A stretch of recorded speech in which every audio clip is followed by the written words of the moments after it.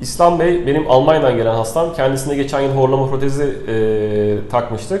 Bu yıl kontrole geldi. Hemen kendisine soralım birinci ağızdan. Protezden önce ne gibi sıkıntıları vardı? Protezden sonra hayatında neler değişti? Merhaba, iyi günler. Protezden önceki halim yani çok kötüydü.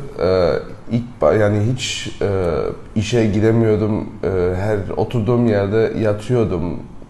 Çok halsizdim. Protezden sonra da yani gayet iyi oldum.